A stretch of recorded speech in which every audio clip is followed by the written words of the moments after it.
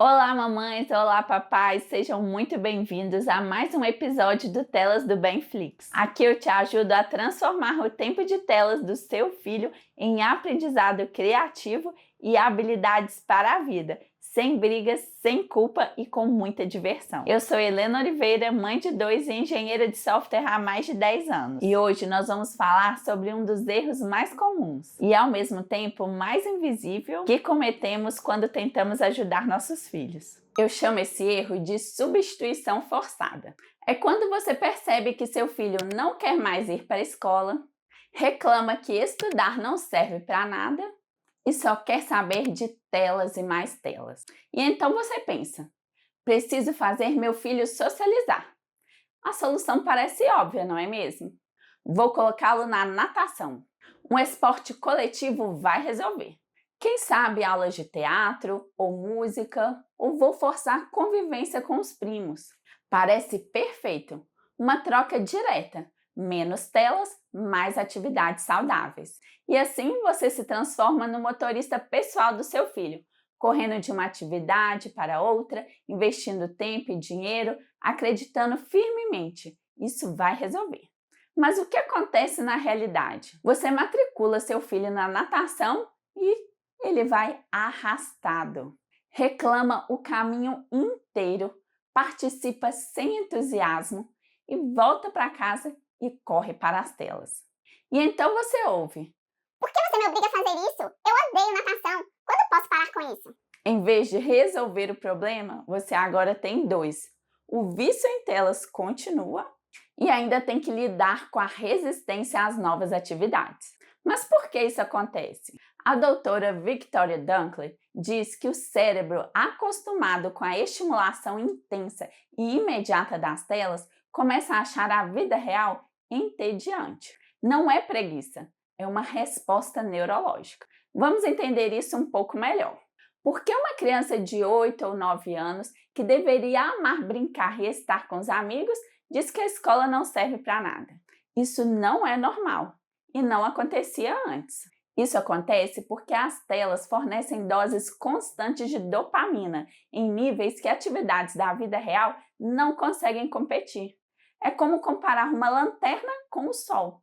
As telas oferecem recompensa instantânea, estímulo constante, feedback imediato, sensação de controle e domínio e uma comunidade online sempre disponível. E por outro lado, as atividades esportivas oferecem uma atividade estruturada onde seu filho é iniciante, prática repetitiva sem gratificação imediata, regras impostas por adultos, comparação constante com os outros e avaliação pública do desempenho. É como oferecer brócolis para quem está viciado em açúcar. E o efeito disso ao longo prazo? Crianças que foram obrigadas a participar de atividades com o objetivo de tirar das telas acabam com o tempo rejeitando essas experiências. Esporte vira punição, arte vira obrigação, conviver com outros vira pressão.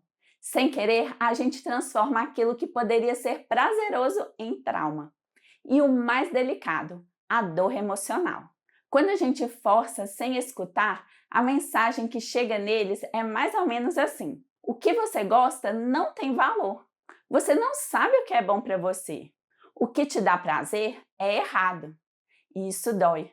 Dói neles, dói na gente. Por isso, não funciona. Substituir forçadamente o tempo de tela por atividades extracurriculares é como dar remédio para dor de estômago quando o problema é unha encravada. Você está tratando com o remédio errado. Um estudo publicado na revista InFAD de Psicologia concluiu que práticas educativas positivas estão relacionadas à autoestima elevada em adolescentes, enquanto práticas negativas podem levar a sinais de depressão e comportamentos antissociais.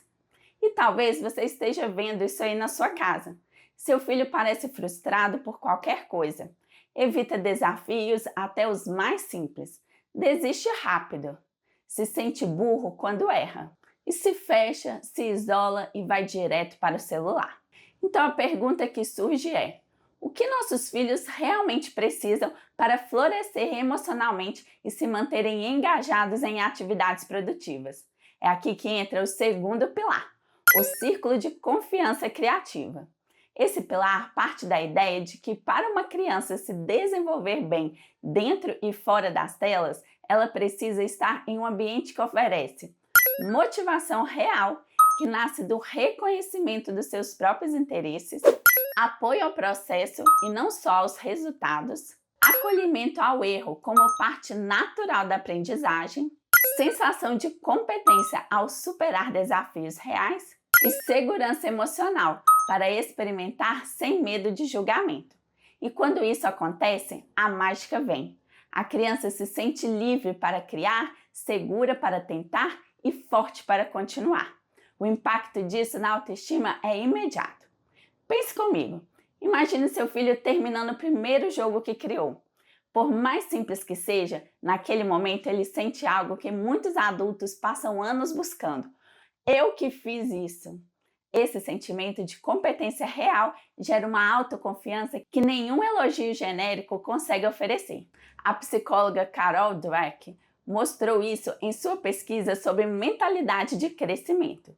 Segundo ela, crianças que são elogiadas pelo esforço e pelo processo desenvolvem muito mais resiliência emocional do que aquelas que são elogiadas apenas pelo resultado.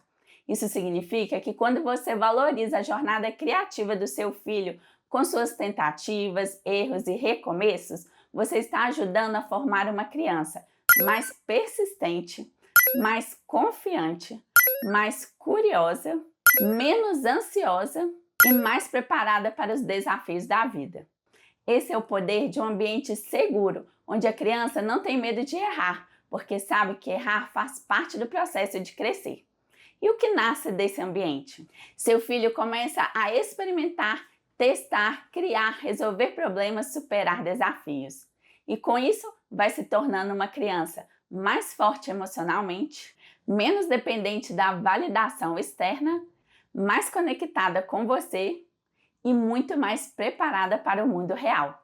Esse é o círculo da confiança criativa, um ambiente onde a tela deixa de ser um problema e vira um trampolim para o crescimento. E chegamos ao fim de mais um episódio do Telas do Benflix. Vamos recapitular o que nós aprendemos hoje. Vimos que substituir o tempo de tela das crianças por atividades extracurriculares forçadas, mesmo que com a melhor das intenções, pode gerar o efeito contrário do que esperamos. Em vez de desenvolver novas habilidades, a criança pode se sentir sobrecarregada, desmotivada e ainda mais distante de aprender a usar a tecnologia de forma saudável e produtiva. Descobrimos que forçar atividades sem considerar o interesse e o ritmo da criança pode aumentar o tédio, a frustração e até a resistência, prejudicando a relação familiar e dificultando o desenvolvimento de habilidades essenciais para o futuro. E o mais importante, entendemos a importância de criar um ambiente onde a criança possa explorar os seus próprios interesses de forma guiada e acolhedora, conectando o que ela já gosta com atividades que desenvolvem criatividade, foco e pensamento crítico. Se esse conteúdo te ajudou, deixa aqui embaixo o seu like. Isso ajuda muito a espalhar essa mensagem para outros pais que também estão enfrentando esses desafios. E me conta nos comentários, qual foi a maior descoberta que você teve ao assistir esse episódio? Você já tinha percebido como a substituição forçada poderia atrapalhar tanto o desenvolvimento das crianças? Um abraço, que Deus abençoe a sua casa, a sua jornada. E até o próximo vídeo.